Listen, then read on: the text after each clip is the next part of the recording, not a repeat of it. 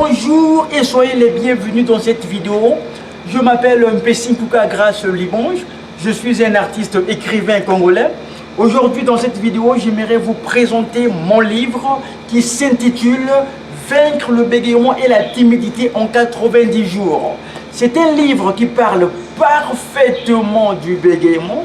C'est un livre qui vous montre comment est-ce qu'il faut faire pour se débarrasser du bégaiement. C'est un livre qui vous montre le chemin véritable qu'il faut suivre. C'est un livre qui vous démontre et qui vous dit que vous pouvez vous débarrasser du bégaiement tout en suivant la lumière. Donc, dans ce livre, vous allez pouvoir comprendre plusieurs choses.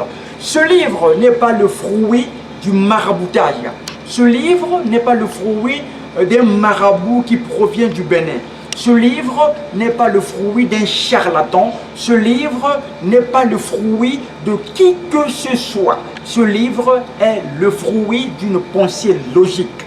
Ce livre est le fruit de Dieu lui-même qui me l'a révélé pour enfin à mon tour vous le présenter. Donc ce livre, en résumé, c'est un cadeau divin.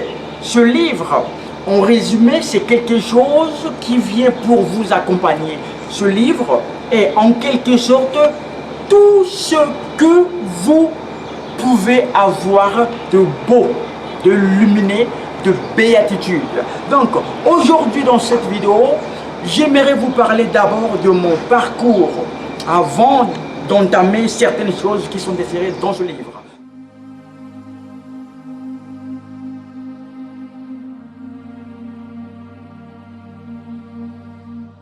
Bonjour et soyez les bienvenus dans cette vidéo. Je m'appelle Mpessi Nkouka Grace Libonge. Je suis un artiste écrivain congolais. Aujourd'hui et en ce net moment, j'aimerais vous parler de mon livre qui est intitulé Vaincre le bégaiement et la timidité en 90 jours. Mais avant tout, j'aimerais dire plusieurs choses, en commençant par ces quelques mots en disant que ce livre est dédié avec une grande humilité et un amour totalement profond à tous ceux qui aspirent à une connaissance plus complète de la vie de Mpessi Nkouka et à une compréhension plus profonde des souffrances psychologiques et verbales, on dirait, par ce dernier. La théorie que j'exposerai dans ce livre mérite qu'on s'y intéresse, car elle offre un nouvel éclairage sur le bégaiement.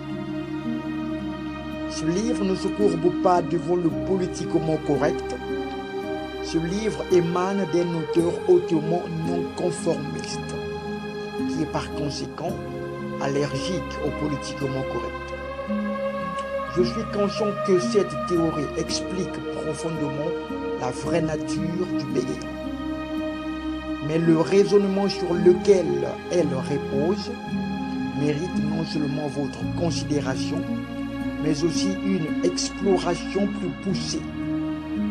Ça prend un certain temps pour unifier les diverses composantes. Mais si vous vous intéressez au bégaiement, je crois qu'il vaut la peine que vous preniez le temps de la comprendre. Ce livre est écrit à Brazzaville pour les personnes qui bégayent, par un individu sorti du bégaiement.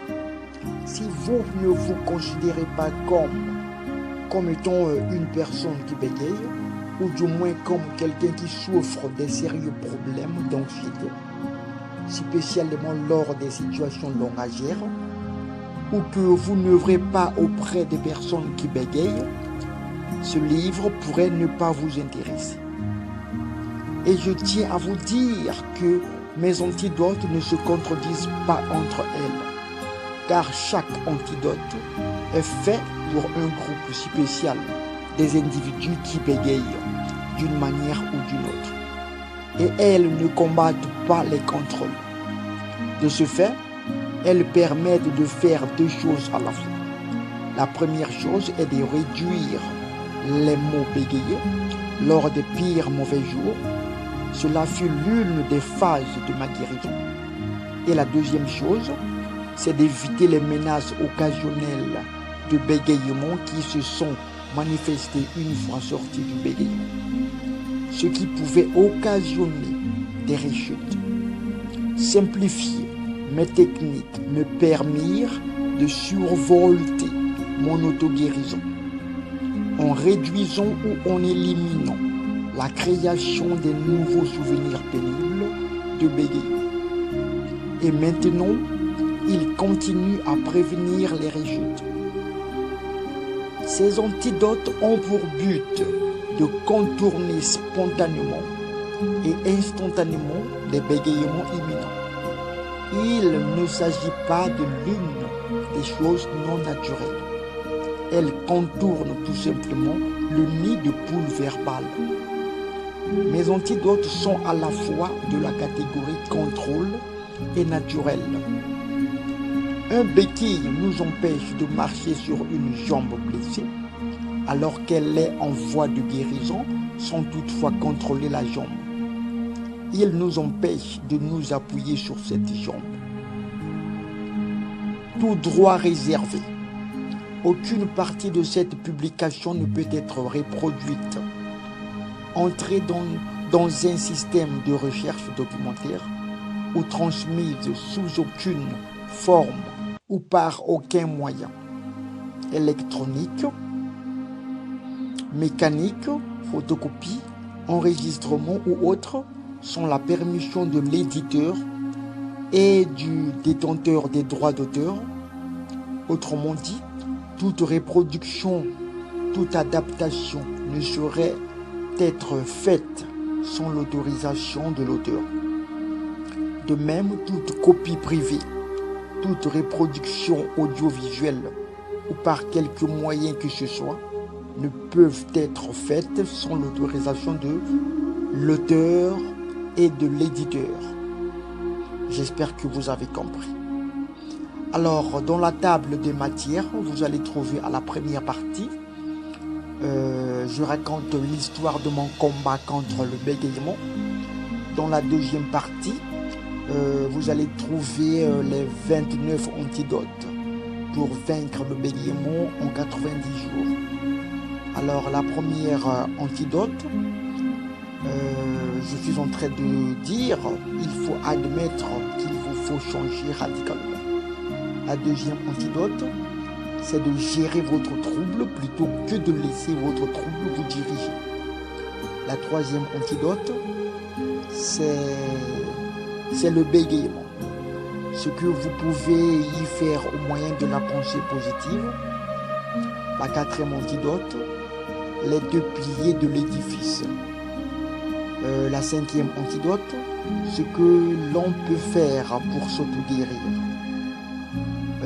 La sixième antidote, c'est un message qui s'adresse à toute personne bègue.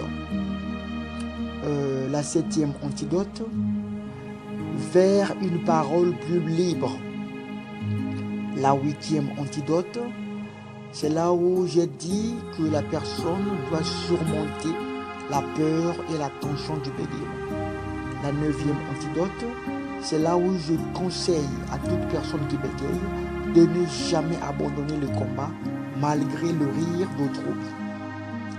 Antidote numéro 10, c'est les buts initiaux pour les personnes qui bégayent. Antidote numéro 11, c'est là où je donne des conseils en disant que quelques prouesses pour ceux qui veulent s'exprimer facilement et librement. Antidote numéro 12, solution d'autothérapie pour les individus qui bégayent. Antidote numéro 13, se prendre en main suite à des échecs thérapeutiques. Antidote numéro 14, quelques attitudes favorisant la parfaite réussite d'une thérapie. Antidote numéro 15, message aux adultes qui bégayent. Entre parenthèses, la vie est une école. Antidote numéro 16, quelques prouesses pour obtenir et maintenir une plus grande fluence. Antidote numéro 17, le changement. Quand les qualités potentielles deviennent des réalités. Antidote numéro 18, 4 principaux étapes qui mènent vers la libération intégrale. Antidote numéro 19, journal d'encheminement. Antidote numéro 20, affrontez vos peurs avant que les ténèbres vous engloutissent. Antidote numéro 21, s'attaquer à la face cachée de l'iceberg du bégaiement. Pic à glace, hache et rayon de soleil. Antidote numéro 12, trouver sa propre voix sans l'aide d'un orthophoniste. Antidote numéro 23, quelques conseils pour vous aider. Antidote numéro 24, connaissance, compréhension et acceptation. Antidote numéro 25, garder sa dignité malgré le bégaiement. Antidote numéro 26, votre vie est très importante pour la passer à vous soucier de votre bégaiement. Le guide des guides. Antidote numéro 25, kit de réparation pour les bègues. Antidote numéro 28, fais le point en suivant le côté positif. Antidote numéro 29, système pratique pour vaincre votre timidité et votre bégaiement tout en augmentant votre confiance en soi. Alors là, nous sommes quelque part où dans ce livre, vous trouverez un endroit qu'on a écrit, qu'on a posé la question en quelque sorte. Qu'est-ce que la timidité? Quelque part en bas, on a dit la dimension physique, donc c'est-à-dire on parle de la timidité au niveau de la dimension physique. Quelque part, on parle de la timidité sur la dimension cognitive et ensuite la dimension comportementale et ensuite l'interaction des 3 composantes, l'anxiété sociale, un sentiment universellement partagé. Donc c'est en quelque sorte une question qu'on pose. L'anxiété sociale, est-ce un sentiment universellement partagé? Point d'interrogation. Quels sont les principaux symptômes? Une ou des phobies sociales? Point d'interrogation. Qu'est-ce qui est normal et qu'est-ce qui ne l'est pas? Quelque part là, on nous dit d'apprendre, donc l'apprentissage. Quelque part un peu plus loin, les croyances. Un peu plus loin encore, les comportements. Donc c'est un peu ça. Et dans la partie numéro 3, vous allez trouver la réincarnation et le bégaiement. Qu'est-ce que le bégaiement? C'est la question dont chaque personne qui bégaye essaye de chercher des réponses. Le bégaiement est un sentiment négatif. Est-ce que le bégaiement est un phénomène complexe? Point d'interrogation. Quelles sont les causes du bégaiement? Peut-on faire disparaître le bégaiement? Point d'interrogation. Qui est touché par le bégaiement? Point d'interrogation. Donc, dans la grande partie numéro 1, non plutôt dans la première partie, là où je parle de l'histoire de mon combat contre le bégaiement, c'est tout à fait simple. Donc, je dirais, après plusieurs années de dévouement et d'implication et de recherche, ainsi que des expériences faites en tant que personne qui bégaye, c'est ici et maintenant que je vais raconter mon histoire. En effet, j'ai pris la décision de raconter mon combat contre le bégaiement. Connaissons mieux que quiconque le mode de fonctionnement du bégaiement et des nombreux commentaires et interprétations que certaines personnes tiendront à mon sujet. Et concernant mon histoire, j'ai décidé de vous raconter moi-même mon histoire. Mes années d'expérience en tant que personne ayant sévèrement bégayé m'ont appris que les rumeurs courent très vite et que la réalité est trop souvent travestie, voire même interprétée ou tout simplement occultée. Voilà pourquoi j'ai décidé de partager avec vous ma version des faits, mon analyse de la situation, mes réflexions et les conclusions que j'ai tirées et qui m'ont conduite à cette sérieuse et importante décision. Le moment est venu de partager avec vous les souvenirs du bégaiement les plus embarrassants de toute ma vie. Des fois, ils sont toujours aussi vivants dans mon esprit, comme si c'était hier. Étant né et grandi en Afrique centrale, plus précisément au Congo-Brazzaville, dans une famille modeste, j'ai connu une enfance et une jeunesse marquée plutôt par la solitude. Et j'ai commencé à écrire très jeune. Depuis mon enfance, j'ai toujours eu le malheur d'étudier dans les classes contenant plusieurs élèves, dont la majorité se moqua toujours de mon bégaiement.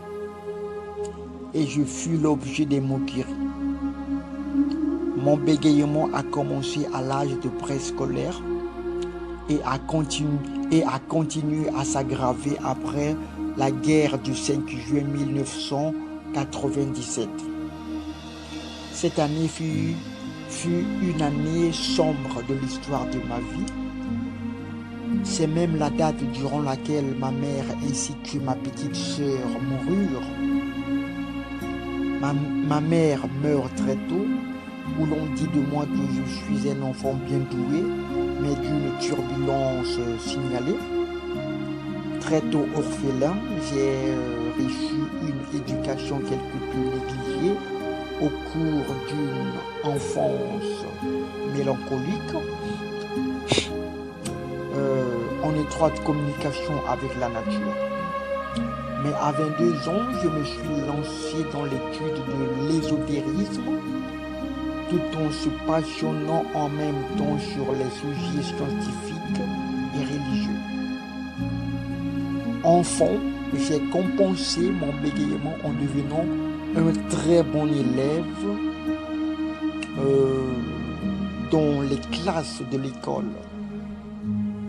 Mais quelques années plus tard, dans une ultime tentative pour guérir le problème chronique de ma parole, quelques membres de ma famille utilisèrent leurs maigres économies pour m'envoyer dans un organisme privé de traitement du bégaiement. Hélas, à leur grand désarroi, ce ne fut qu'une vaine tentative de plus qui renforça mon sentiment qu'il n'y avait aucun espoir. À cause de mon bégaiement, je n'ai pas utilisé le téléphone jusqu'à l'âge de 22 ans. Et mes sœurs faisaient les courses pour moi. Ma parole était constituée de longs blocages silencieux. Et très souvent, pendant mes diverses conversations, je prétendais avoir oublié ce que je voulais dire. Ou je substituais par un autre mot. Comme vous pouvez le déduire, j'étais un enfant qui n'avait aucun plaisir à parler. Il en est de même pour la plupart des gens, jeunes aux yeux bègues. Mais selon une étude des 10 plus grandes peurs de la population en général, la peur de parler en public occupe en effet la première place. D'après moi, la mort vient en 3e ou 4e position. Et ensuite, j'évitais fréquemment de parler ou me disais que ce dont je pouvais dire son bégayement en utilisant la substitution des mots ou les périphrases. Je ressentais une grande honte et une grande culpabilité. J'évitais de bégayer à tout prix et me demandais souvent pourquoi moi. Souvent, je pleurais tout seul sur mon bégayement et pensais même au suicide parce qu'il avait envahi tous les aspects de ma vie et que je me retrouvais dans une impasse. Mon bégayement était vraiment un iceberg, sa majorité étant immergée. Chers lecteurs, individuels ou ensemble, cessez de foncer les sourcils et commencez dès aujourd'hui à sourire, car ce livre va vous aider de façon géniale. Ce livre ne fait que coûter 12 500 francs CFA. Donc, si vous êtes au Congo-Brazzaville, si vous êtes au Cameroun, si vous êtes en RDC, si vous êtes en RCA, si vous êtes un peu partout dans le monde, eh bien, achetez ce livre, car ce livre, c'est un cadeau du ciel. Mais sans plus tarder, j'aimerais vous faire savoir la première antidote. Là où j'avais dit que la personne qui bégaye doit admettre qu'il faut changer radicalement. Comme la plupart des personnes qui bégayent, je me couchais chaque soir en priant pour me réveiller fluent. Donc disons, pour me réveiller avec une parole fluide, pour me réveiller avec une parole limpide et claire. Et je découvrais chaque matin en me levant que mon bégayement était toujours une réalité. Bon, je ne sais pas si vous avez compris cette partie, mais toutefois je peux répéter. Je disais, comme la plupart des personnes qui bégayent, je me couchais chaque soir en priant pour me réveiller fluent. Et je découvrais chaque matin en me levant que mon bégayement était toujours une réalité. Mais après plusieurs années de tentatives menées à contre-cœur, j'ai laissé tomber la thérapie et mes spécialistes de la parole.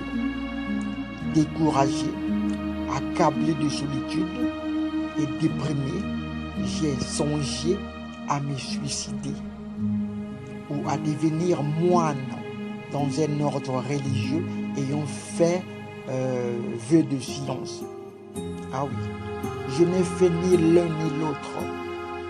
Mais j'avais une autre idée qui me disait qu'une personne qui bégaye peut se faciliter la vie tout en évitant les échanges sociaux grâce à un emploi offrant des rares occasions de parler, tout en pouvant limiter les occasions de devoir engager une conversation. Simple, n'est-ce pas? Tu ne parles pas, tu ne bégayes pas.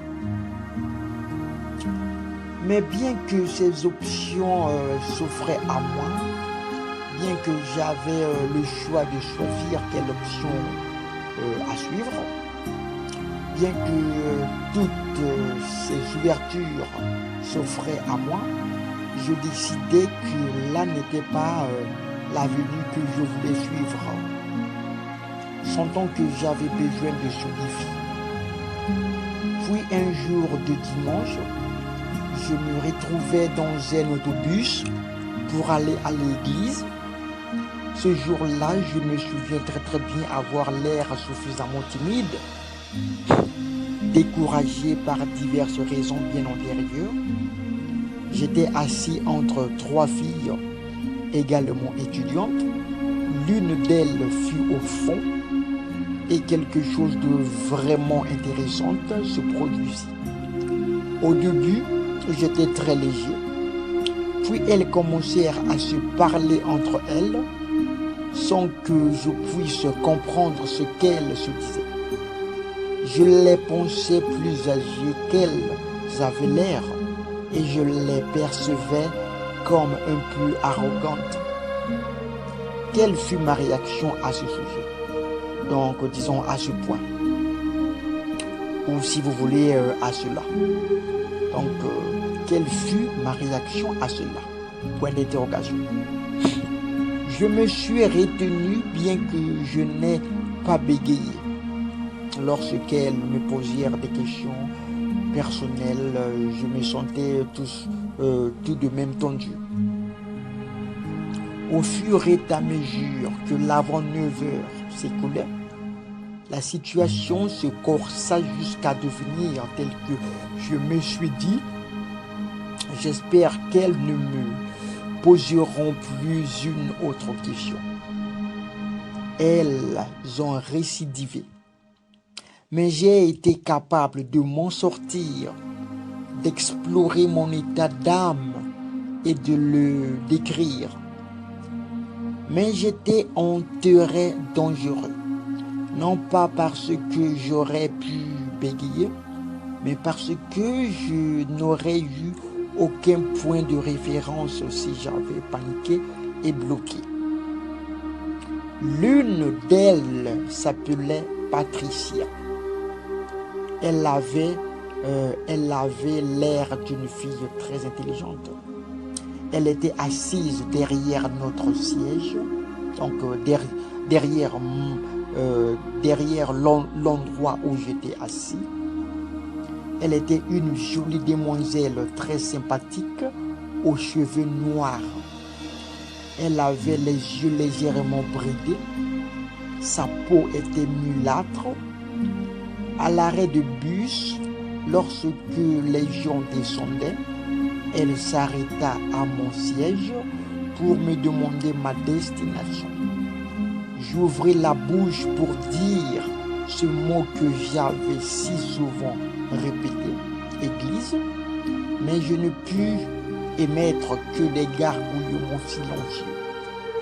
Je contractais mes abdominaux pour tenter de me dégager de ce terrible étranglement. Il ne sortit que le silence. Pour la seconde fois quand j'avais essayé à nouveau, cette fois-ci en m'efforçant, j'avais réussi à dire église en disant église. Rien de plus n'allait sortir de ma bouche. Luttons désespérément pour dire un mot court et si simple. Patricia me fixa à travers ses lunettes, secoua la tête en esquissant un sourire et dit « Beau garçon, ou tu t'exprimes, ou tu restes là avec ta mentalité de bègue. » Patricia et ses amis eurent le temps de descendre l'allée avant que je ressente l'onde de choc. Tourné vers la fenêtre, je regardais à travers mes larmes de colère et de frustration le paysage défiler et je devinais les regards furtifs des passagers assis autour de moi. Je commençais à rougir et à sentir les vagues du désespoir résonner dans ma tête. Des années plus tard, je me remémorais ce commentaire acéré de la jolie Patricia. Pendant des années, je refoulais cette blessure et bien d'autres nourrissaient ma colère pour la garder bien au chaud. Le rêvons du jour où la réparation serait faite pour toutes ces blessures infligées à cause du bégaiement. Mais cette pique devait changer ma vie. Cette jolie demoiselle, aussi incroyable que cela puisse paraître, avait eu raison de me dire cela. Nous, personnes bègues, ressentons généralement beaucoup de gêne et beaucoup de culpabilité, beaucoup de honte et même d'agressivité face aux perturbations de notre parole. Vivre pendant des années avec de tels sentiments influence forcément la vision que nous avons de nous-mêmes. Les sentiments de dévalorisation, les sentiments de faible estime de soi, les sentiments d'infériorité, les sentiments de timidité et d'isolement sont ainsi courants chez les personnes bègues. J'avais bloqué en employant le mot église. Pourquoi ai-je bloqué? Me demandai-je, bien après l'arrêt de bus, bien après que Patricia et ses amis eurent le temps de descendre. J'avais deviné leur âge et chacune d'elles avait moins de 20 ans. Elles étaient plus jeunes que moi, ce qui changea toute la situation.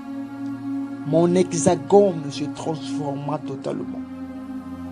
Soudain, j'avais l'impression d'être quelqu'un de plus mature, quelqu'un de plus expérimenté qu'elle.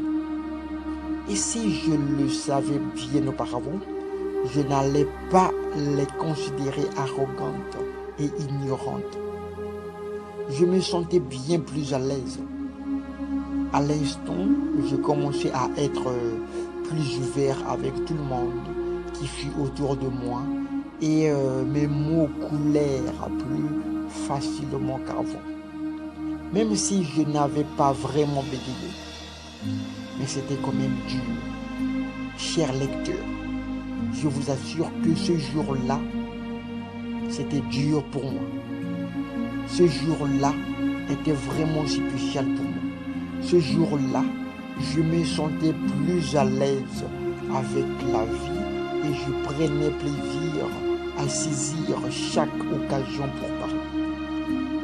J'aime bien me faire remarquer malgré la présence du bégaiement. Il y avait tellement longtemps que je n'avais pas dit cela. Je savais que je devrais faire bien d'autres expériences, mais je commençais vraiment dès ce jour-là à jouir à nouveau de la vie. Je retrouvais et je trouve toujours jusqu'aujourd'hui plus facile d'affronter toute nouvelle situation qui se présente à moi. Me référant à une nouvelle perception que j'ai de moi-même, de ce que je suis. Perception qui est toujours d'ailleurs en développement.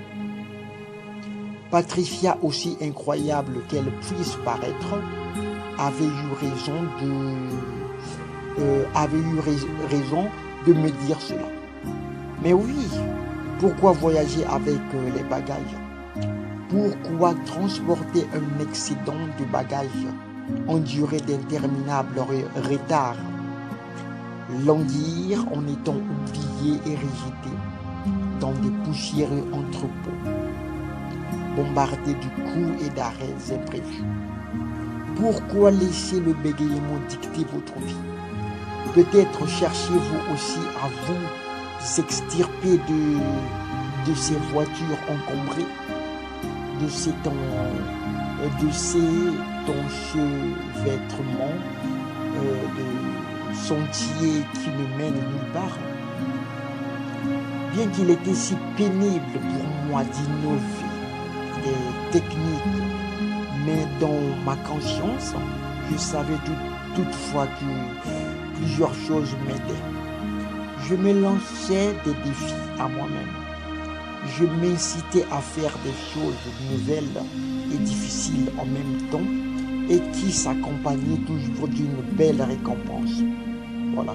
Donc, c'est-à-dire changer ma façon de parler. Ah oui.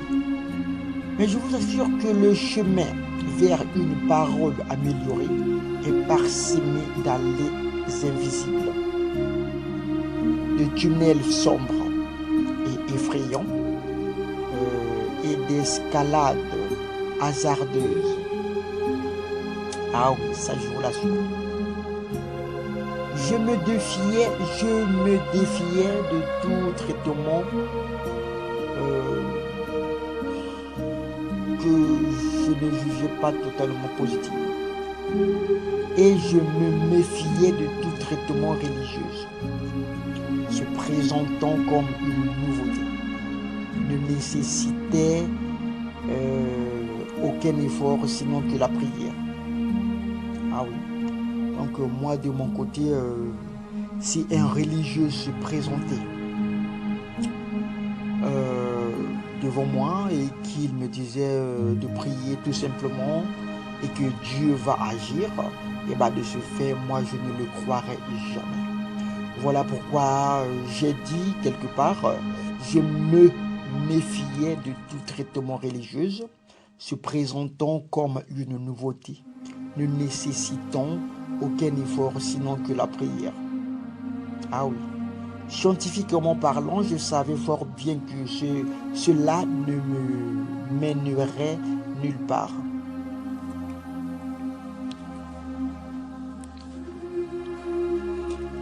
À chaque fois que je poussais à la mort de ma mère, ainsi que de ma petite sœur, je devenais de plus en plus timide, anxieux, et cet état négatif se manifestait presque partout.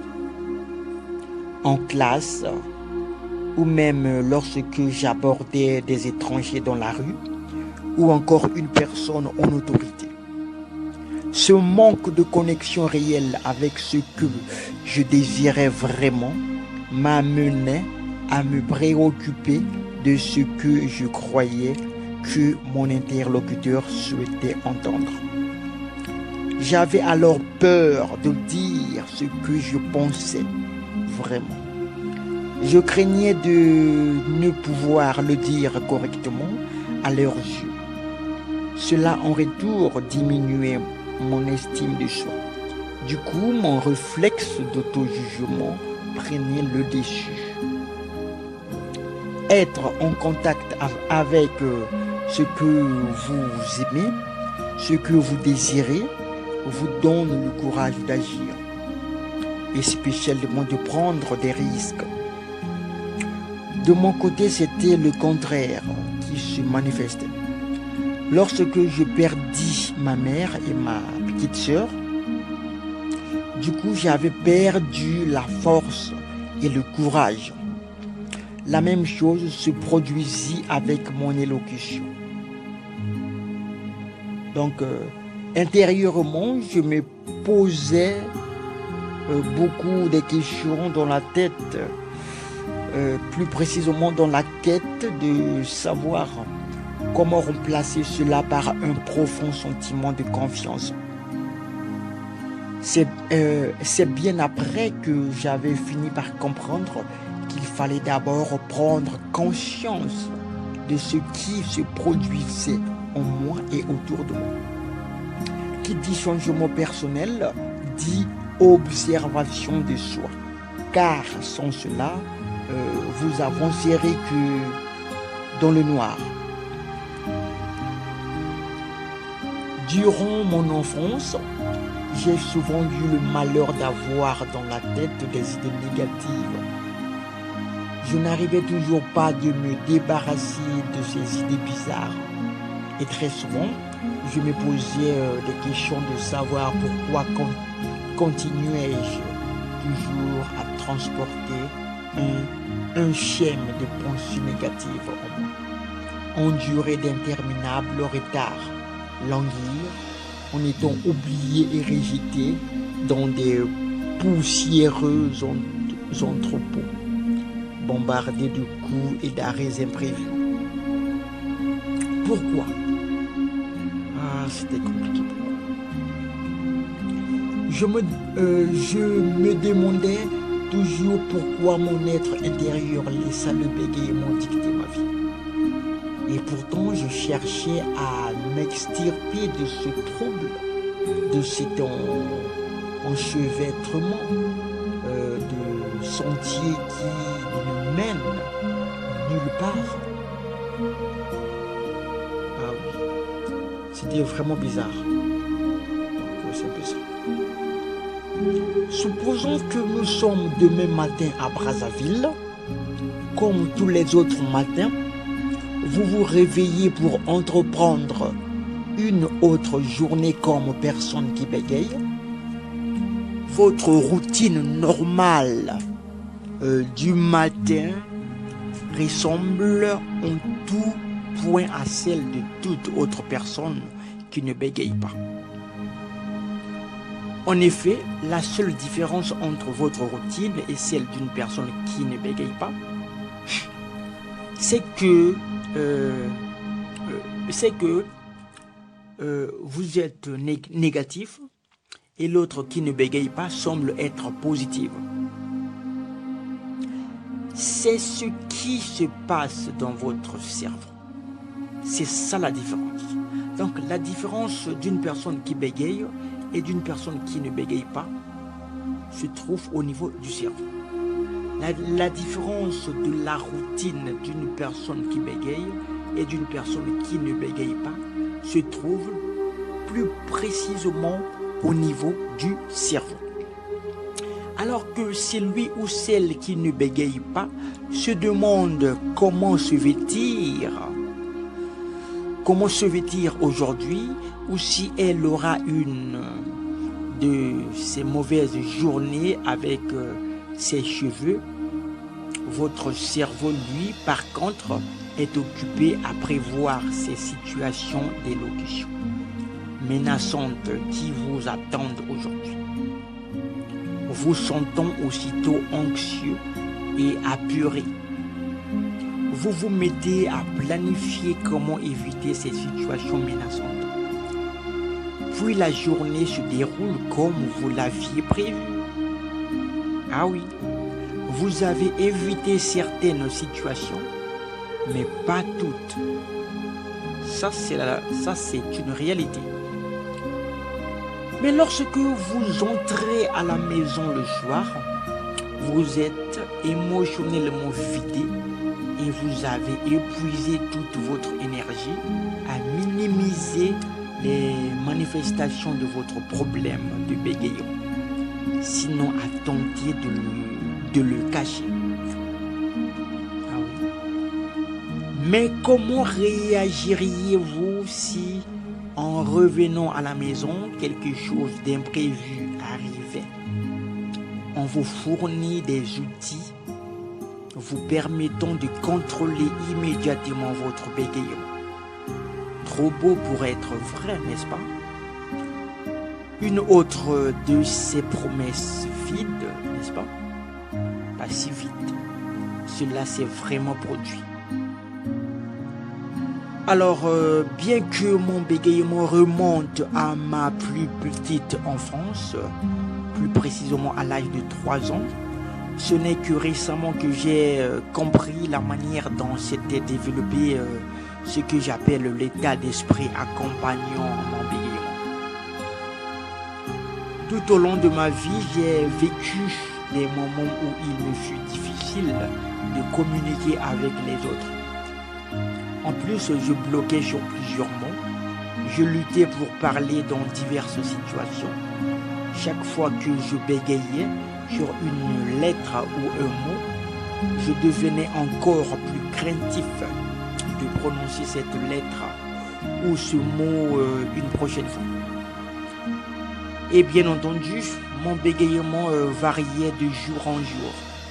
Des fois, je bégayais de manière plus accentuée avec certaines catégories de personnes. Ah oui, donc en résumé, des fois je parlais bien avec certaines personnes et des fois je bégayais, donc c'est que ça. Ces problèmes que je rencontrais donnèrent naissance à certaines croyances que j'entretenais à mon sujet. Je croyais par exemple ne pas pouvoir utiliser 13 lettres de l'alphabet français. Lettres que j'évitais à tout prix. J'adoptais des stratégies d'évitement, y compris l'utilisation intensive des substitutions des mots. Très souvent à l'école, je croyais aussi que j'allais bégayer en donnant des explications très détaillées. Mais lorsque j'étais le centre d'attention ou en m'adressant à des groupes des gens inconnus, je bégayais aussi. Il y avait plusieurs autres croyances autolimitatives que je ne nourrissais en relation avec mon élocution. Est-ce que vous avez compris la partie là? Eh bien, j'ai dit très souvent à l'école, je croyais aussi que j'allais bégayer en donnant des explications détaillées. Lorsque j'étais le centre d'attention ou en m'adressant à des groupes de gens. Il y avait plusieurs autres croyances autolimitatives que je nourrissais en relation avec mon élocution. La plus importante étant que je ne pourrais jamais composer avec mes problèmes de bégayement. Cette croyance demeura bien ancrée jusqu'au lycée alors que je croisais quelqu'un qui fut d'énormes progrès pour finalement résoudre son problème de bégayement. Ce qui déclencha chez moi une interrogation personnelle, à savoir si je pouvais aussi connaître une telle amélioration. Cette personne devint donc mon rôle modèle. Ça, c'était au lycée Chaminade. Depuis l'enfance, dans mon enfance, j'allais dire, mon bégaiement s'était nourri de la douleur et de la misère qu'il m'infligeait. Sur plus d'un demi-temps bien trop lent, je me rappelais sans arrêt ce que je ne pouvais pas faire et les terribles conséquences qui m'attendaient si j'osais parler dans certaines situations.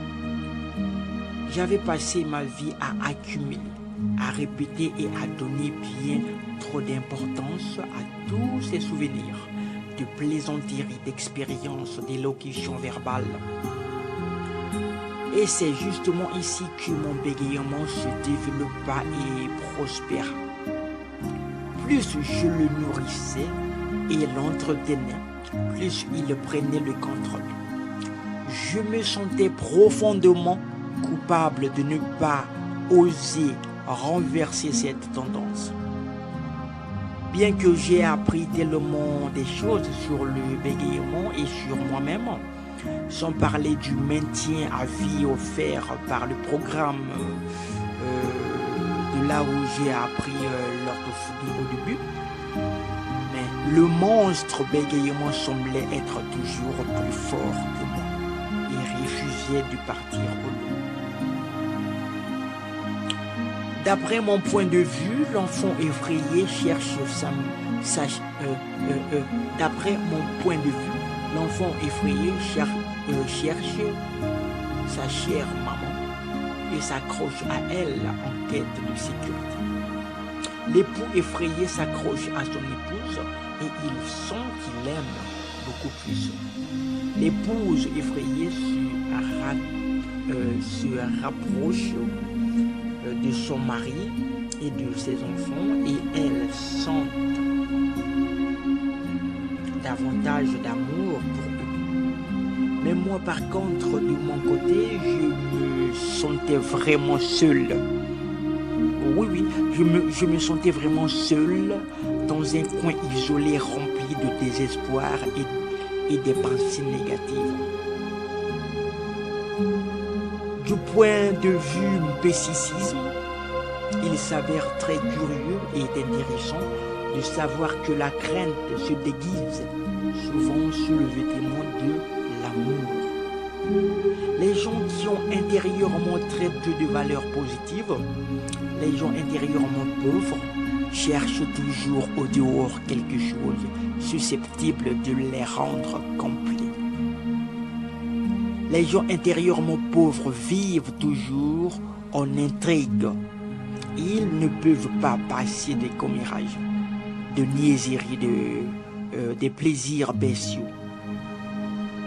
Les gens intérieurement pauvres vivent en frayeur et c'est tout naturel, s'accroche au mari, à la femme, aux parents, aux enfants, aux vieilles traditions sadiques et dégénérées, etc., etc.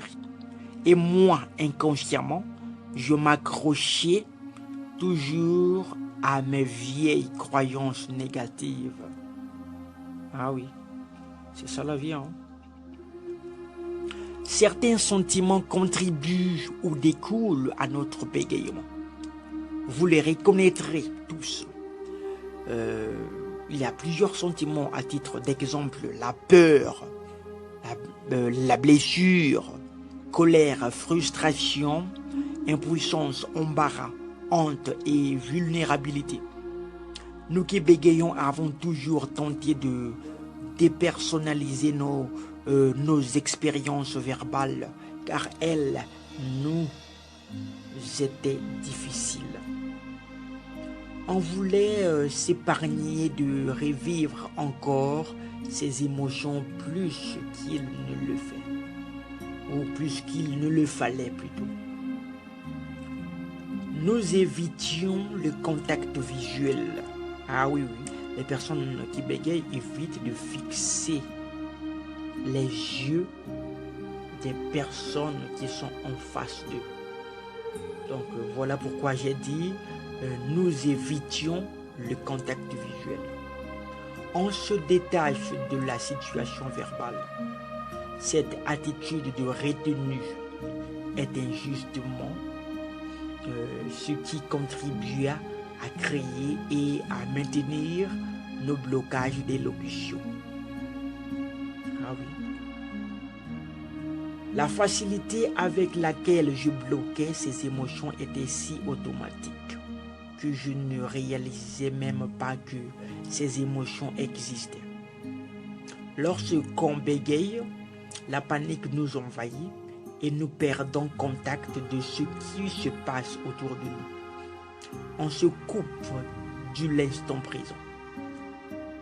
Nous ne réalisons même plus que nous avons des émotions à ce moment précis parce que nous devenons totalement inconscients à ce qui se passe, comme je l'ai vécu dans la salle de classe autrefois. Plutôt que de refouler ces sentiments intenses, deux fois j'apprenais à les accepter tels qu'ils se manifestaient et à les utiliser afin de donner plus d'énergie à mon élocution, tout comme les acteurs utilisent leur nervosité et leur haut niveau d'adrénaline pour donner de l'énergie à leur performance. Ah oui. Donc j'ai appris à différencier l'inconfort créatif de l'inconfort négatif. L'inconfort négatif nous affaiblit. Il est généralement associé à la retenue de quelque chose qui veut se manifester. Par contre, l'inconfort créatif se manifeste lorsque vous vous laissez aller. Ah oui. Mais les perceptions entrent également en ligne de compte. Si on se considère comme bizarre à cause de la façon dont nous parlons, on pensera que deux personnes qui chuchotent parlent nécessairement de nous. Par exemple, si je croise un groupe d'individus plutôt louches en entrant dans la salle d'audience et qu'ils commencent à chuchoter, j'aurais tendance à penser qu'ils parlent de moi. Enfin, de mon élocution, alors qu'ils peuvent très bien parler d'un des leurs ayant séduit la fille de l'inspecteur le week-end dernier par exemple. Il y a fort à parier que leur conduite n'aurait absolument rien à voir avec moi.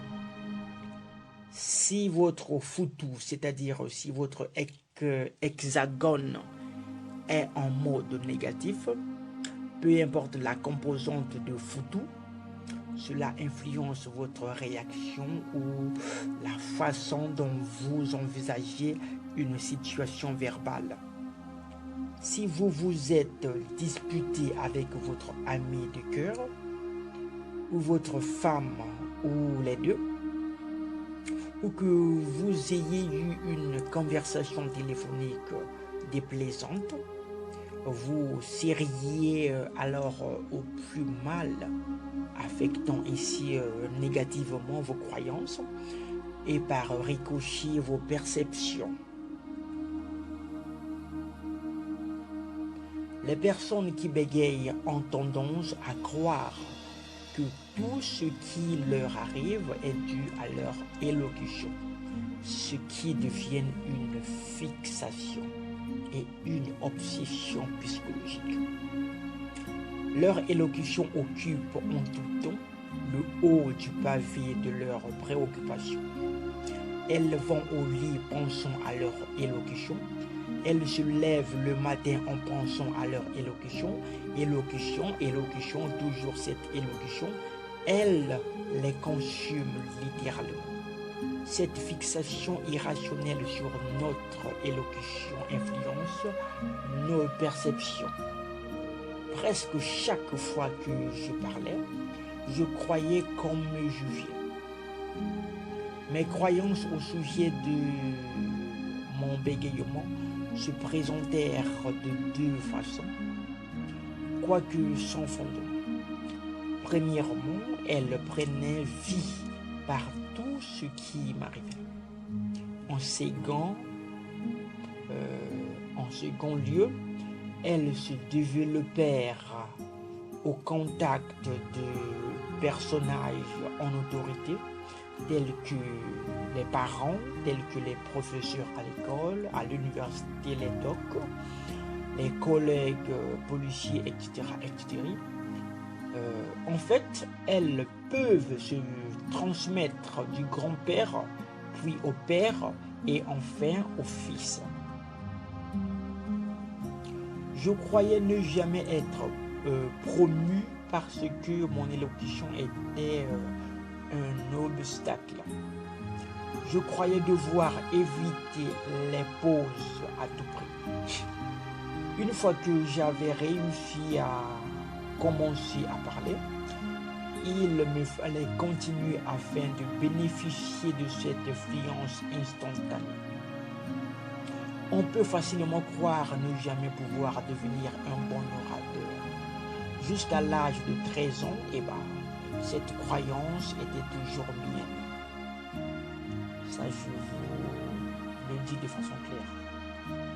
Plusieurs personnes qui bégayent croient être anormales à cause de leur bégayement. Elles croient devoir plaire aux autres et être parfaites afin d'être aimées et acceptées. C'était mon cas aussi longtemps que je puisse me rappeler. Je croyais devoir composer pour mon problème de bégayement en performant dans tout ce que je faisais. À titre d'exemple, le sport, rédaction des rapports, mon apparence, ma ponctualité, etc. Et en faire plus que mes collègues fluides. Ah oui. Plusieurs d'entre nous, personnes qui bégayent, sommes trop préoccupés à simplement prononcer les mots. Ce problème peut tellement occuper toute la place qu'on ne se permettra jamais de nous détendre et de vivre, de vraiment ressentir l'expérience de parler en public. Mais si on peut se tenir debout face à un groupe de personnes qui bégayent, notre peur de bloquer et du bégayement peut diminuer substantiellement et même disparaître. On se sentira alors libre de se détendre et de lâcher prise, de se laisser aller. Or, il nous est possible de vivre l'expérience de parler aisément devant un auditoire de telle sorte que la prochaine fois qu'on sera appelé à s'exprimer à l'école ou au travail, cette occasion de parler nous paraîtra moins intimidante. Les personnes qui bégayent croient que les peurs et la panique qu'elles ressentent devant d'autres personnes leur sont propres. Que les personnes fluides ne connaissent pas de telles sensations lorsqu'elles doivent se tenir devant un auditoire auquel elles doivent s'adresser. Et la réalité est que les sondages démontrent pourtant que tel n'est pas le cas. Parler en public est la peur numéro 1 pour tout le monde. Elle n'est pas unique aux personnes qui bégayent.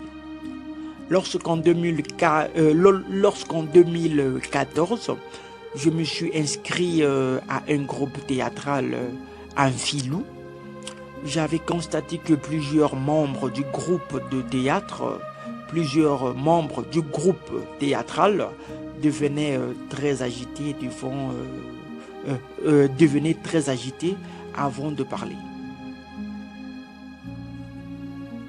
Les croyances exercent la plus grande influence à long terme sur votre hexagone, et elles seront les dernières à se modifier au fur et à mesure que vous travaillerez sur les autres interactions de l'hexagone. En fait, je dirais même que les croyances constituent le début du vrai changement. Une fois que vous parviendrez à modifier positivement vos croyances, vous serez alors sur la voie de la vraie prise en charge. Ah oui, ça je vous le dis de façon très claire. Donc c'est un peu ça. Si je me souviens encore de ma vie du bégaiement dans le passé, je dirais que ayant commencé à bégayer à l'âge de 3 ans, j'étais devenu expert à bégayer à 7 ans. Et je traînais toutes les émotions et les croyances pour faire de moi une personne bègue modèle. Ces émotions et ces croyances m'accompagnaient partout, même aux portes de la vie adulte. Ah oui.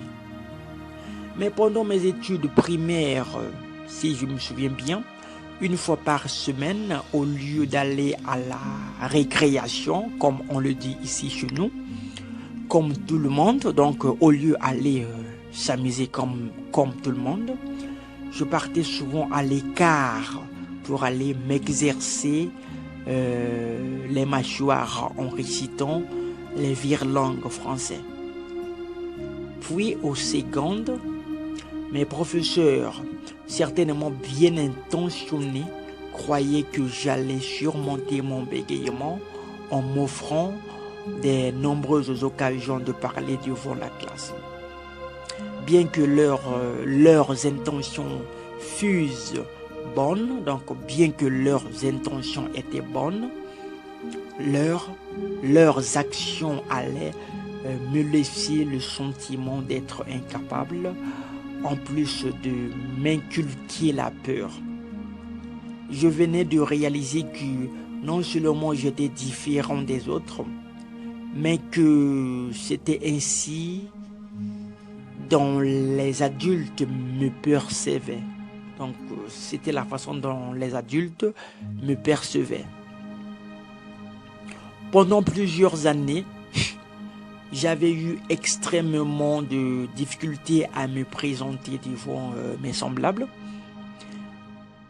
Et puis, cette tâche pourtant si banale que la majorité de la population prend pour acquise, m'occasionna frustration, anxiété et maux de tête. Mon bégaiement commença vers l'âge de 3 ans et je n'ai pas bénéficié d'une thérapie authentique. Je ne me souviens pas vraiment d'avoir rencontré des moments d'allégresse. Jusqu'à la classe de 4e au collège, à l'âge de 13 ans, dès le premier jour, lors des inscriptions, je me souviens très bien d'avoir lutté pour dire mon nom et mon adresse devant toute la salle de classe. Ah oui, donc c'était vraiment terrible pour moi. Lire en classe à voix haute s'avéra un autre désastre. Au fur et à mesure que mon tour s'approchait, je préparais avec soin, aussi longtemps d'avance qu'au 10e avant moi, ce que j'allais dire, réalisant que mon texte comportait plusieurs mots dont je savais qu'ils m'occasionneraient des difficultés. Je refusais de lire, demeurant silencieux, et la lecture se poursuivait avec l'élève suivant. Ce fut une de mes toutes premières occasions où j'ai utilisé l'évitement. Et très souvent en classe, je ne pouvais ni poser des questions ni y répondre. Bien que connaissant la réponse, je n'aurais pas osé lever la main de peur de faire un fou de moi. Mais comme je soufflais la réponse aux autres qui étaient autour de moi, ce sont ceux-là qui recevaient les étoiles. Ah, vraiment, c'était terrible et très compliqué pour moi. La situation empira au fur et à mesure qu'avancèrent mes études. J'en vais à accepter que je ne pourrais jamais parler devant un groupe de personnes. J'avais le sentiment que j'aurais toujours de la difficulté de m'adresser à des gens que je ne connaissais pas intimement. C'était vraiment dur pour moi. En compagnie de mes meilleurs amis, j'étais raisonnablement fluide. Mais en présence d'inconnus et de toute personne que je ne connaissais que très peu, j'avais toujours de la difficulté à m'exprimer. J'avais des problèmes particuliers avec les mots débutant par la lettre M. Et manque de chance, mon nom de famille est Mpessi. Donc ça commence par la lettre M. J'avais aussi des difficultés avec les lettres commençant par citer la lettre P, D, F, G, J, K, M, N, C, S, T et V. Pour n'en nommer que quelques-unes, pas étonnant donc j'évitais forcément les mots commençant par ces lettres pour les substituer par d'autres mots débutant par d'autres lettres. Ma participation orale à une conversation était donc inévitablement brève, composée de mots prononcés à la hâte et soigneusement sélectionnés. Puis je me retirais de la conversation très souvent. Pas question pour moi non plus de fournir des explications détaillées. De plus, afin d'éviter d'attirer l'attention sur moi, en commençant à parler, j'avais pris l'habitude d'interrompre mes interlocuteurs. Ah oui. Et mes croyances négatives prenaient donc déjà forme à l'âge de 13 ans. Par exemple, je croyais ne pas pouvoir parler face à des groupes ou avec des gens que je ne connaissais pas personnellement. Je ne pouvais utiliser des mots débutant par les lettres M, K, J, P, S, B, C, D, etc., etc.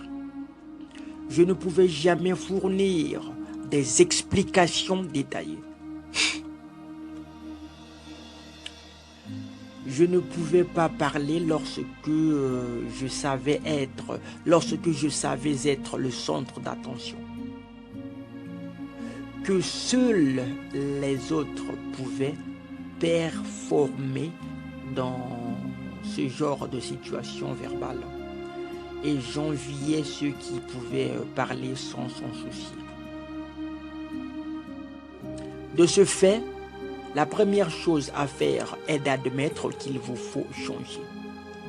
Que vous désirez vraiment entreprendre quelque chose pour votre parole. C'est exigeant, certes, mais votre engagement doit être entier. Pas une seule partie de vous ne doit hésiter. Ne vous reposez pas trop longtemps sur votre fluence instantanée, en espérant qu'un jour, vos blocages disparaîtront comme par enchantement. Il n'existe aucune potion magique à Brazzaville.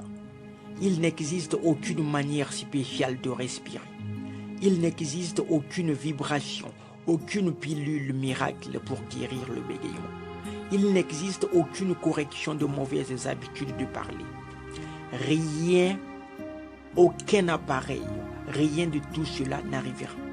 Donc, ne vous endormez surtout pas sur vos lauriers. Donc, ne vous endormez surtout pas sur vos grimaces. En espérant le bon moment où que l'inspiration vous vienne. C'est à vous de prendre l'initiative. Vous devez réaliser que ces vieilles recettes, toutes ces choses qu'au cours des années que vous avez faites pour vous aider, y compris ces conseils de camouflage prodigués par des soi-disant thérapeutes bien pensants, pense à ce que tu veux dire, ralentis, etc., etc. Et bien tout ça ne sont que des théories qui n'aboutissent absolument à rien du tout. Ce sont des théories qui ne fonctionnent pas du tout. Ils ne fonctionnent pas. Donc, ce sont des théories mortes, profondément enlissées dans vos routines. Il vous sera difficile de changer. Bien que votre manière actuelle de parler ne soit pas particulièrement plaisante, elle a le mérite de vous être familière. C'est l'inconnu qui nous fait peur. Donc, arrêtez de chercher des remèdes primitifs, voire fantaisistes. Ça n'existe pas. Le bégaiement se trouve dans votre esprit, dans votre cerveau. Donc, de ce fait, votre cerveau doit être le moteur de votre guérison. Vous devez prendre d'assaut votre cerveau, le récartographier, l'entraîner et le maîtriser quotidiennement et pour le reste de votre vie. Et seul vous, la personne qui bégaye, vous pouvez le faire. Donc, c'est ça la vérité. Pour atteindre une amélioration durable, il vous faudra aussi tolérer des moments d'inconfort et parfois même d'angoisse. Personne, sauf quelques charlatans, et il y en a toujours, ne vous promet un chemin semé de pétales de roses. Pourquoi ne pas, dès maintenant, prendre le temps et y mettre l'effort nécessaire afin de vous garantir une vie libérée de cette parole emmêlée. Comment y parvenir? Point d'interrogation. En décortiquant le système du bégaiement pour traiter chacune de ses composantes, l'une après l'autre. C'est simple. Mais personne n'a dit que c'était facile. nous pouvons commencer. Et bien, point d'interrogation.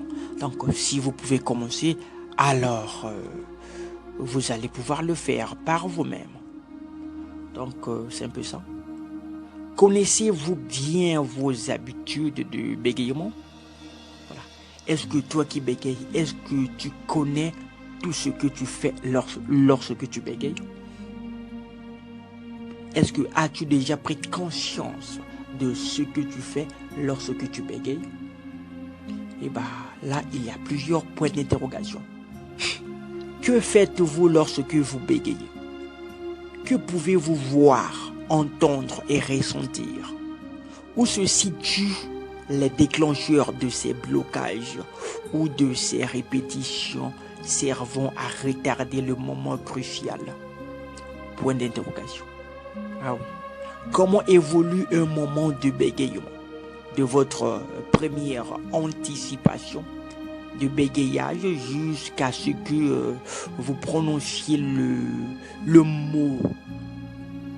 Comment sortez-vous d'un blocage? Par un surcroît d'énergie ou un brusque mouvement de tête? Point d'interrogation.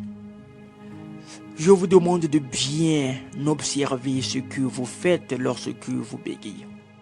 Vous pouvez utiliser un miroir ou un magnétophone ou vos doigts pour mieux localiser les sources de tension. Un ami ou un membre de votre famille en qui vous avez confiance peut aussi vous aider à faire ces observations. Le bégaiement n'est pas une bête mystérieuse qui prend le contrôle de votre bouche, bien qu'il puisse donner cette impression puisqu'il se produit de façon si automatique. Le bégaiement est une série d'activités que vous faites. C'est votre manière actuelle de parler. Et il va de soi que vous devez prendre le temps de bien identifier ce que vous faites avant de pouvoir le changer. Et je vous demande aussi d'être suffisamment fort et courageux avant de pouvoir y faire face. Apprenez tout ce dont vous pouvez à propos de votre adversaire, qui est le bégaiement, et défendez ce qui vous appartient. Donc défendez l'affluence. L'affluence vous appartient. Vous seul avez le pouvoir de vaincre le diable bégaiement. Vous seul avez le pouvoir de vaincre la timidité. Vous seul avez le pouvoir de vaincre la peur de bégayer. Vous seul avez le pouvoir de vaincre la peur de toutes ces choses. Vous seul avez le pouvoir de vaincre le bégaiement dans son ensemble. Ah oui, c'est même ça. Donc vraiment, c'est très compliqué. C'est vraiment ces conseils que vous devez appliquer pour pouvoir s'en sortir du bégaiement. Donc c'est un peu ça. Et je le répète encore, apprenez tout ce dont vous pouvez à propos de votre adversaire qui est le bégaiement et défendez ce qui vous appartient. Qu'est-ce qui vous appartient? Eh bien, c'est l'affluence. Vous seul avez le pouvoir de vaincre le diable, entre parenthèses, le bégaiement. Et je vous souhaite beaucoup du bonheur. Rien que du bonheur, encore et encore.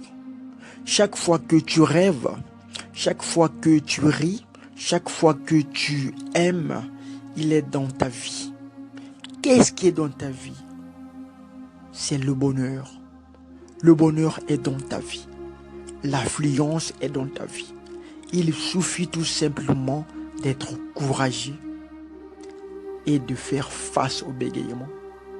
Et tu recevras par magie le bonheur, l'affluence. Ah oui. Donc, chaque fois que tu rêves, chaque fois que tu ris, chaque fois que tu aimes, il est dans ta vie, dans ton cœur, malgré la présence constante du bégaiement. C'est un peu ça. Voici comment une personne bègue décrivait ses habitudes de bégaiement. Eh ben, il disait, deux points, je sais quand je vais bégayer. À au moins 3 mots d'avance, j'exerce une tension sur ma mâchoire inférieure. Je serre les lèvres, même lorsque j'essaie de prononcer le son K, je ferme les yeux, je penche la tête vers le bas tout en le tournant vers la droite. Je force encore plus et finis par prononcer enfin le mot kilo en séparant mes mâchoires. 2. Une fois que vous avez une bonne idée de ce que vous faites en bégayant, établissez un programme de changement. Rassemblez toutes les composantes, l'excédent de bagages de vos habitudes de bégayement et consciencieusement et délibérément efforcez-vous d'ajouter de façon très exagérée et de varier. Au lieu de pencher la tête vers la droite, faites-le vers la gauche et d'abandonner de bégayer sans maniérisme. Les différentes composantes, l'une après l'autre, voilà, donc abandonnez tout l'une après l'autre. Commencez par une situation facile, probablement seule, en augmentant graduellement le degré de difficulté. Ah oui, donc et vous finirez par comprendre que c'est très facile. Adoptez un plan identique pour changer les autres composantes de vos habitudes de bégaiement. Serrement des lèvres, clignement des yeux, etc., etc. Mais me direz-vous, je veux être quelqu'un qui parle de façon claire, je veux arrêter de bégayer. Bien sûr, mais il faut d'abord casser ces habitudes que vous avez acquises au cours des années. Ce qui ne se fait pas en crayon ciseaux. Et ces habitudes sont tenaces puisque en général, au bout de vos tensions et de votre lutte, le mot finit par sortir. Ce qui revient à dire que, d'une certaine façon, le bégaiement fonctionne. Vous persistez alors à utiliser ces rituels qui vous permettent de vous dépêtrer des moments de bégaiement. Or, pour casser une habitude, il vous faut en altérer la nature stéréotypée. Ça, c'est une réalité très logique. Donc, lorsque vous vous êtes familiarisé avec les diverses composantes de vos habitudes de bégaiement et que vous pouvez les modifier, essayez de bégayer avec moins d'efforts et ouvertement. En réalité, le meilleur conseil que je puisse vous donner est d'admettre et d'apprendre à mieux bégayer avec un maximum de tension et d'empressement. Plutôt que d'exercer des pressions indues, extirpez-vous de vos blocages en glissant vers la première syllabe du mot. Ah oui, extirpez-vous de vos blocage en glissant vers la première syllabe du mot.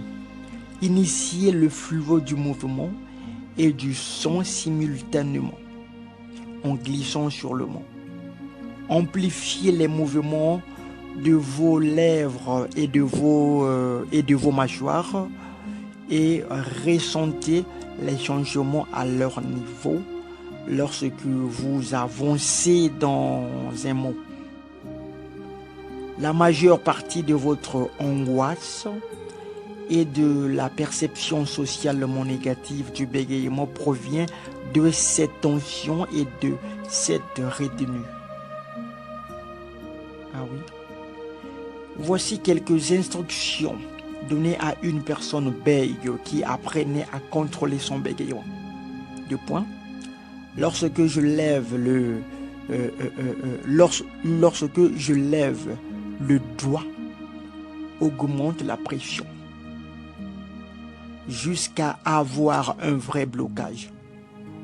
Puis, lorsque je baisse le doigt, laisse lentement la tension de dissiper. Ah oui, c'est ça. Mais vas-y à ton rythme, mon frère, ma soeur. Vas-y à ton rythme. Augmente et réduis la tension. Apprends à jouer ainsi avec tes blocages. Éprouve la sensation de sortie de ces points de fixation. Bon, maintenant, je vais maintenant vous demander de faire une chose étrange. Bégayer volontairement. Je sais, cela semble bizarre, mais ça fonctionne quand même. Ça fonctionne vraiment. Pourquoi ça fonctionne? Parce que ça contribue à évacuer la peur que vous... donc, ça contribue à évacuer la peur. Bon, peu importe. Que vous reste-t-il à cacher à partir du moment où vous êtes prêt à bégayer volontairement? Et cela vous permet de vous exercer à bégayer quand vous le voulez. Et plus vous bégayerez volontairement, moins vous vous retiendrez. Et moins vous vous retiendrez, moins vous vous bégayerez. J'ai travaillé avec une fille étudiante qui a pratiqué cet exercice et qui a pratiquement cessé de bégayer en 3 semaines grâce à mes conseils et grâce à ce conseil que je viens de vous donner. Donc c'est un peu ça.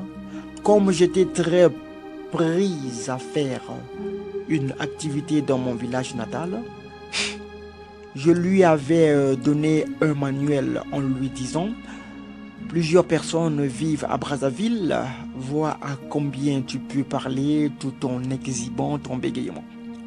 Alors ce que je l'ai revu 3 semaines plus tard, elle était complètement exténuée, mais arborait un large sourire et ne bégayait plus. Nous ayons pris au mot, elle s'était confrontée à plusieurs interlocuteurs. Elle était maintenant incapable de bégayer involontairement. Bégayer volontairement contribue à évacuer la peur. Vous devez éliminer ou réduire de façon radicale les évitements auxquels vous avez recours. Chaque fois que vous substituez un mot pour un autre, que vous utilisez un son ou autre truc pour initier la phonation, que vous retardez ou abandonnez une tentative de parler, vous aggravez votre problème. Plutôt que de diminuer lorsqu'on les évite. Les peurs incubent et se développent. En évitant, on s'oblige à maintenir une vigilance constante et à continuellement inventer des moyens, plutôt des nouveaux moyens pour éviter les mots, les interlocuteurs et les situations craintes. Cela s'apparente à verser de l'eau dans un panier percé. Faites une liste de vos évitements, de points. Quel genre utilisez-vous, initiateur, tactique, de retardement, etc., etc. Point d'interrogation. Quand et dans quel contexte les utilisez-vous? Point d'interrogation. À quelle fréquence faites-vous appel à l'évasion? En d'autres mots, inventoriez vos évitements. Puis varier et exagérer systématiquement chacun d'eux. Utilisez utilisez-les volontairement, même lorsque vous en avez pas besoin. Ah voilà. Enfin, lorsque vous vous surprenez à éviter involontairement, infligez-vous une pénalité. Si, par exemple, vous évitez le mot chocolat, utilisez-le plusieurs fois tout de suite après. Une des meilleures sanctions consiste à expliquer à votre interlocuteur l'évitement que vous venez d'utiliser et pourquoi il vous faut résister à de telles évasions. Ah oui. Aucune personne bègue n'est totalement isolée. Les réactions des autres face à vous et les interprétations que vous en faites vous le savez fort bien, ont un profond impact sur votre parole. Vous devez sortir au grand jour et aller vers vos interlocuteurs. Parlez à toutes sortes de gens, parlez à toutes sortes de personnes dans toutes les situations possibles. Fixez-vous des quotas et des défis quotidiens. Immergez-vous dans ces situations difficiles et prouvez-vous que vous pouvez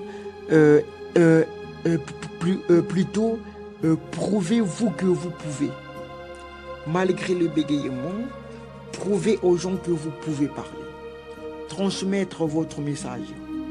Toute aventure est bien plus agréable lorsqu'elle est partagée avec des compagnons de route qui vous soutiennent.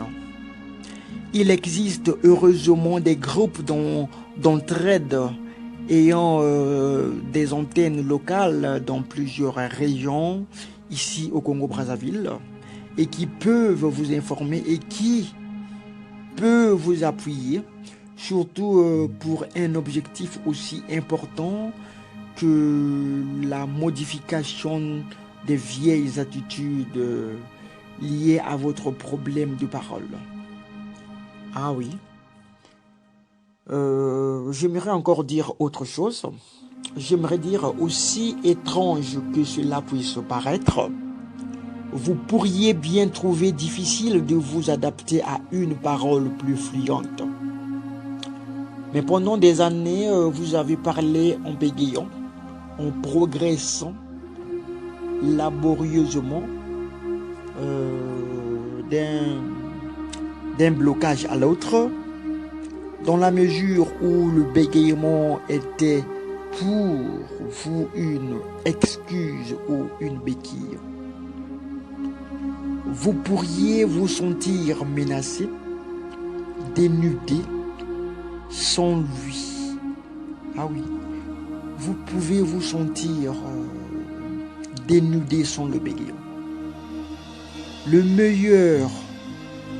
meilleur antidote est de pratiquer votre nouvelle fluence jusqu'à ce qu'elle devienne familière.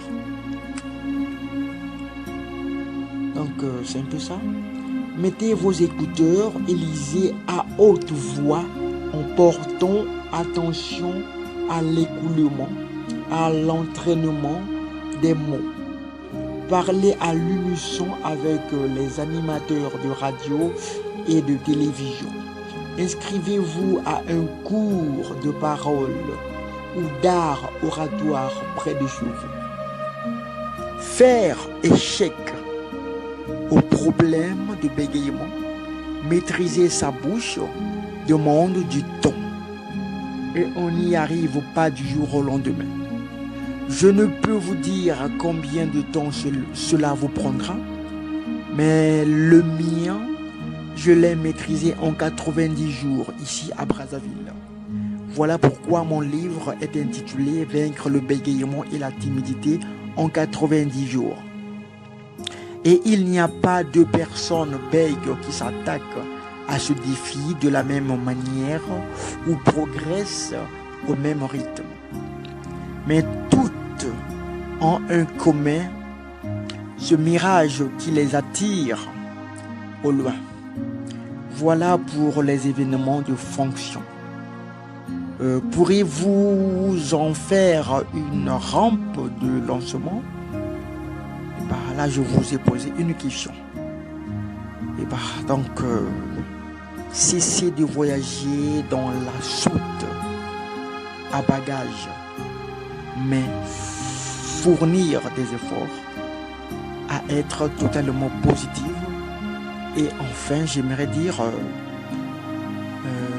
vous devez faire de votre mieux, de bien parler, de bien s'exprimer, de bien être soi-même dans sa peau. Vraiment, je vous remercie d'être là, d'être attentif au conseil que je venais de donner, d'être attentif à tout ce que j'ai dit, que l'univers soit avec vous. Donc, à nous revoir à la prochaine vidéo. Je vous aime, vraiment, je m'arrête là pour aujourd'hui. Donc, bye bye, ciao.